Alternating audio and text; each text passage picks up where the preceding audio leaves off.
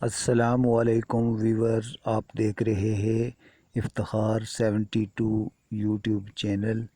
ہم آپ کو اس میں خوش آمدید کہتے ہیں، اور آج ہم آپ کو شیخ ہادی بالی کی نصیحتیں اور قرآن و سنت کے واقعات جو انہوں نے اپنی بیٹی بالا خاتون کو بتائے، ان واقعات سے آگاہ کرتے ہیں۔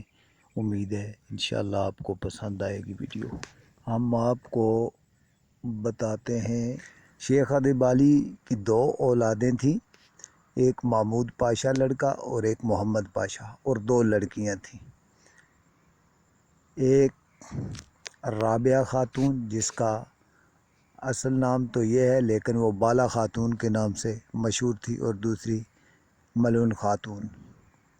1206 سے 1326 تک آپ کی تقریباً 120 سال کی عمر آپ نے پائی، اور پھر آپ کی پیدائش جو ہے وہ کرمان ایک علاقہ ہے وہاں میں ہوئی، اور وفات 120 سال کی عمر میں آپ کا انتقال ہوا۔ ہم جو شیخ ہادی بالی نے وصیت اپنی بیٹی کو کی، اس کے بارے میں انہوں نے حضور صلی اللہ علیہ وسلم کا ایک واقعہ سنایا جو آپ کے گوش گزار کرتے ہیں۔ رسول اللہ صلی اللہ علیہ وآلہ وسلم پاک کے پاس صحرا کے نجد کی قوم کا ایک آدمی آیا، اور رسول اللہ صلی اللہ علیہ وسلم نے اپنی قوم کو اسلام سکھانے کے لیے قرآن کریم کے الفاظ طلب کیے۔ رسول اللہ صلی اللہ علیہ وسلم نے ایک امن نامہ طلب کیا، وعدہ لیا تاکہ اصحاب صفہ کے نہایت اہم حفاظ کرام کی جان محفوظ رہے۔ پھر ہوا یہ کہ وہ امن نامہ انہوں نے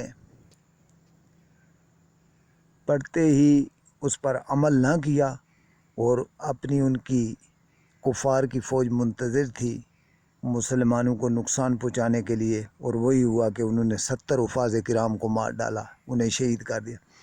جب خبر مدینے میں پہنچی تو اہل مدینہ کے دل جل گئے اور وہ آنسوؤں میں ڈوب گئے۔ جہاں تک منافقون کا تعلق تھا وہ تو خوشی ہوئے، اور یہ آگ رسول اللہ صلی اللہ علیہ وسلم کے دل میں بھی لگی۔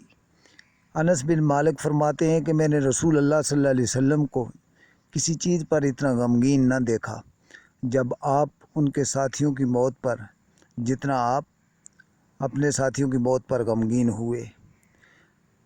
ہمارے لیے شہادت سے بڑا کوئی درجہ نہیں ہے۔ اس تکلیف میں وہ پورا مہینہ جو ہے ظالموں پر لعنت اور بد دعا کرتے رہے۔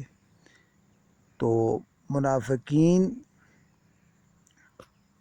میں ہونے سے اللہ تعالی ہمیں محفوظ فرمائے۔ حقیقت ہے کہ منہ موڑنے اور برائی میں پڑنے سے ڈریں۔ برائی میں پڑنے کا نتیجہ کبھی صحیح نہیں نکل سکتا۔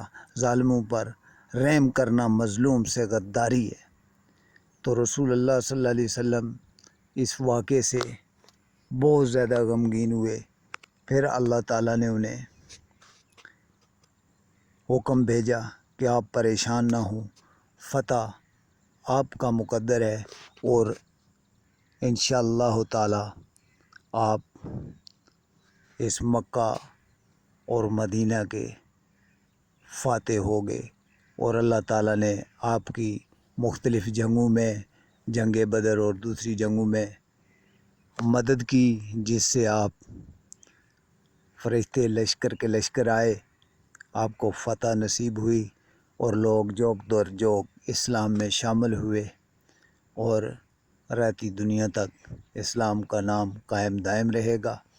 جو باقی معاملات تھے وہ امام حسین علیہ السلام نے کربلا میں اپنا پورا کنبہ اللہ کی راہ میں دے کر 3 دن کی بھوک پیاس کاٹ کے، جو کہنے میں آسان ہے عمل میں بہت مشکل ہے، تو اسلام کا سر ہمیشہ کے لیے بلند کیا۔ ویورز کہتے ہیں، علامہ اقبال نے بھی ایک شعر لکھا ہوا ہے کہ اسلام کے دامن میں فقط اس کے سوا کیا ہے، ایک ضرب ید اللہ، ایک سجدہ شبیری، ایک امام حسین علیہ السلام کا سجدہ اور ایک ضرب، جس طرح خیبر میں مولا علی نے 41ویں دن خیبر کو فتح کیا اور اس کا دروازہ اللہ کے حکم سے اکھاڑ پھینکا، تو اسی طرح جنگ خندق کے موقع پر بھی ایک ملعون خندق کو عبور کر کے حضور کے پاس سامنے آ کر للکارنے لگا۔ ویورز، جب وہ ملعون للکارنے لگا تو حضور نے فرمایا علی اس کی زبان بند کرو، تو مولا علی نے اس کو واصل جہنم کیا، تو آپ نے فرمایا یا علی تمہاری یہ ضرب خندق دارین کی تمام تر عبادتوں سے افضل ہے۔ تو اس لیے اللہ تعالیٰ نے اپنے محبوب کو بھی خاص مقام دیا اور ان کے وسیلے سے ہمیں اس جہان اور دوسری دنیا میں بھی دونوں میں انعام یافتہ لوگوں میں شامل فرمائے، آمین۔ اللہ آپ کا حامی و ناصر ہو۔